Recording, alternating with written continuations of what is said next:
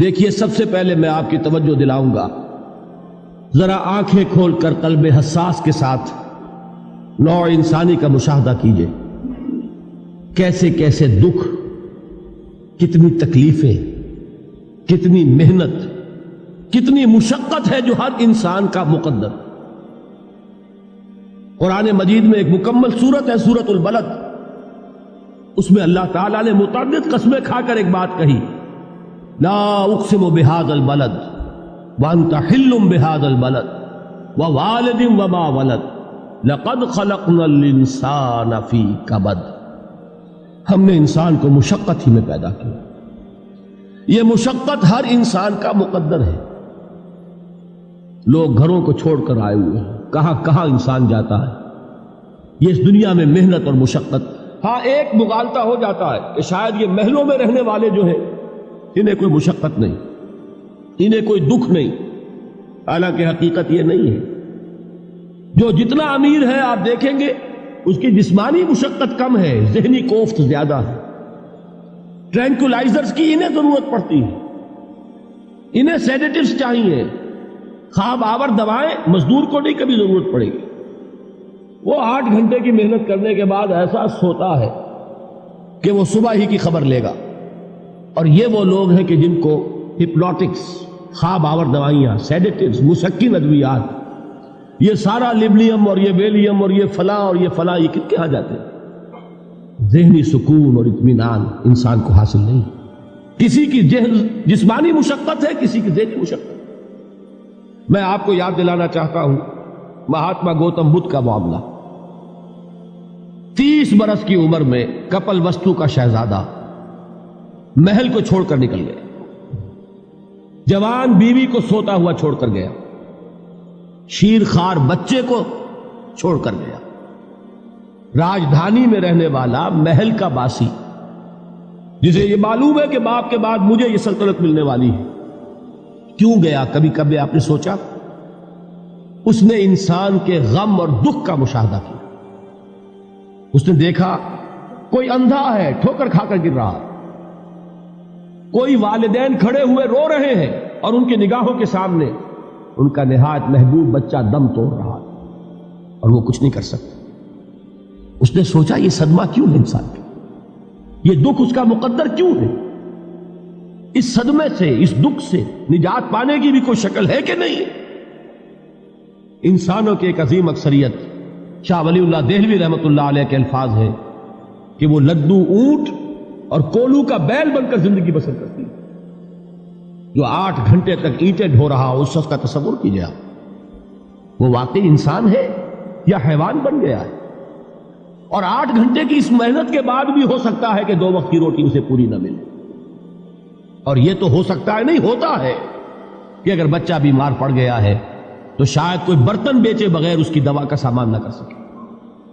ایسا شخص کتنے بوجھوں تلا دبا ہوا ہے، کتنی مشقت کے اندر پسا ہوا ہے۔ لدو اونٹ اور کولو کا بیل انسانوں کی عظیم اکثریت اس سطح پر زندگی بسر کرتی ہے۔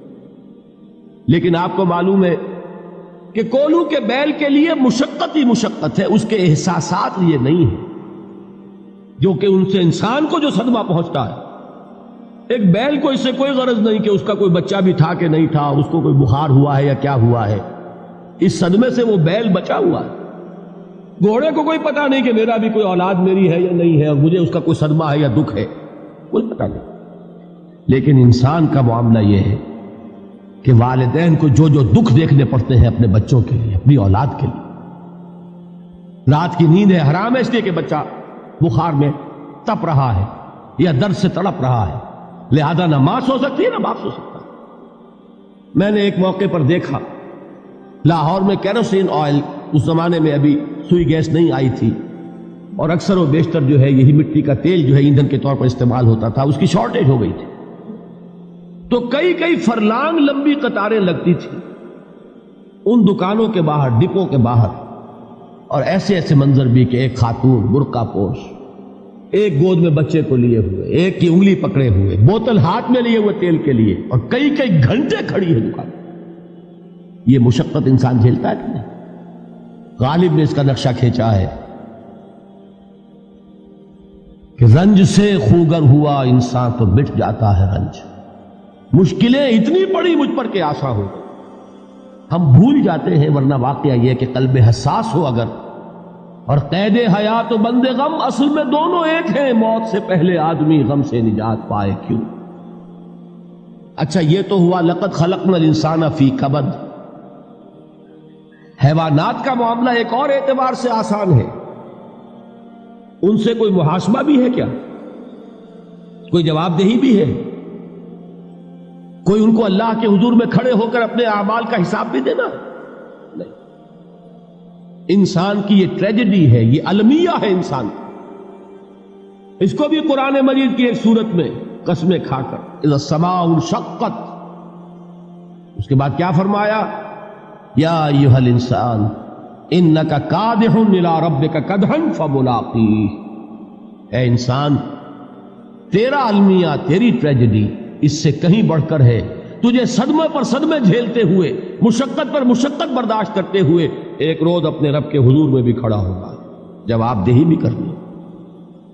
اس دن کے حساب سے، اس دن کے احساس سے جو بڑے بڑے ہماری امت کے عظیم جو گلے سرسبد ہیں، ان کا یہ حال آپ نے پڑھا ہوگا. حضرت ابوبکر صدیق رضی اللہ تعالی عنہ وہ ایک عجیب کیف کے عالم میں فرمایا کرتے تھے، کاش میں درختوں پر چہچہاتی ہوئی چڑیا ہوتا جس سے حساب کتاب نہیں ہو. کاش کہ میں گھاس کا تنکا ہوتا جو آج ہے اور کل آگ میں جلا دیا جاتا، ختم ہو جاتا. اس سے محاسبہ کوئی نہیں. وہ جس کے احساس سے کہ حضرت عمر جو ہے اپنے انتقال کے وقت سخت بے چین تھے. ان کے بیٹے حضرت عبداللہ ابن عمر رضی اللہ تعالی عنہما نے ان کا سر جو ہے وہ اپنے زانوں پر رکھ لیا تو کہا نیچے ڈال دو. ایک عجیب بے کلی اور بے چینی. انہوں نے کہا ابا جان آپ کیوں پریشان ہیں؟ آپ تو عشرہ مبشرہ میں سے، آپ کو تو اللہ تعالیٰ نے جنت کی بشارت حضور کے ذریعے سے اس دنیا میں دی. حضرت عمر فرماتے ہیں کہ خدا کی قسم اگر قیامت کے دن عمر برابر سرابر پر چھوٹ گیا تو بہت بڑی کامیابی تصور. یہ احساس جن کو ہوتا ہے. حضرت علی کا حال کیا ہوتا ہے؟ ابھی جو آپ نے حافظ صاحب سے سنا، یہ حضرت علی کا معاملہ ہے کہ ایک تیر پیوست ہو گیا تھا، کسی طرح نکل نہیں رہا تھا. حضرت علی نے فرمایا کہ اچھا چھوڑو مجھے، میں نماز کی نیت باندھتا ہوں. نماز کی نیت پڑھتے تھے تو لرزتے تھے، کانپتے تھے. کس کے سامنے کھڑا ہوں اور کس کے سامنے مجھے ایک دن جواب دہی کے لیے کھڑا ہونا ہوگا. لن تزولا قدم ابن آدم، حضور نے خبر دی ہے ابن آدم کے قدم ہل نہیں سکیں گے. جیسے مجرم کھڑا ہوتا ہے کٹہرے کے اندر، اس کٹہرے میں سے ہل نہیں سکو گے حتی یسأل عن خمس، جب تک کہ 5 چیزوں کا حساب نہ لے لیا جائے. وہ 5 چیزیں کیا ہے؟ کان کھول کر سنیے. عن عمرہ فیما افناہ، عمر کا حساب دو. یہ 80 برس اور 70 برس ہم نے تمہیں دنیا میں دیے، کہاں ضائع کیے؟ وعن شبابہ فیما ابلاہ، اور خاص طور پر جوانی کا دور، امنگوں کے دن، ولولے ہوتے ہیں، قوت ہوتی ہے، توانائی ہوتی ہے، آدمی چلتے ہوئے زمین پر پاؤں مارتا ہے، قوت جو ہے وہ اپنا اظہار چاہتی ہے. یہ جوانی کہاں گلائی؟ حساب دو، ایک ایک لمحے کا حساب دو. وَعَن مَالِهِ مِنْ أَيْنَ اكْتَسَبَهُ وَفِيمَا أَنْفَقَهُ، ایک ایک پائی کا حساب دو. مال کا کہاں سے کمایا تھا، حلال سے کہ حرام سے، اور کہاں خرچ کیا تھا، گل چھروں میں، عیاشیوں میں، یا نیکی کے کاموں میں، ادائے حقوق اللہ کے دین کے لیے. 4 سوال ہو گئے. 2 زندگی کے بارے میں، ایک زندگی پوری بحیثیت مجموعی کہاں کس کام میں لگائی، اور خاص طور پر شباب کا دور کہاں لگایا. 2 سوال مال کے بارے میں، کمایا کہاں سے، حلال سے کہ حرام سے، جائز سے کہ ناجائز سے، خرچ کہاں کیا. اور آخری سوال وَعَمَّا عَمِلَ فِيمَا عَلِمَ، جو علم حاصل کیا تھا اس میں عمل کتنا کیا. علم کے انبار لگاتے چلے گئے اور عمل کے آغاز کی بھی نوبت نہ آئی. یہ علم جو ہے یہ اس روز سب سے بڑا وبال بن جائے گا. اتنا علم اور عمل کچھ نہیں، بجائے کہ کریڈٹ کا ذریعہ بنے یہ الٹا ڈیبٹ کا کھاتا بن جائے. یہ جواب دہی کا احساس ہے کہ جس کی وجہ سے انسان کی ٹریجڈی جو ہے وہ دوہری ہے. کوئی حیوان اتنے بوجھ تلے نہیں. مشقت کی، محنت کی، اس زندگی میں ختم ہوئے، اس کے بعد کوئی محاسبہ نہیں. اس کو بھی غالب نے خوب کہا ہے کہ اب تو گھبرا کے یہ کہتے ہیں کہ مر جائیں گے، اور مر کے بھی چین نہ پایا تو کدھر جائیں. یہ ہے وہ ہیومن ٹریجڈی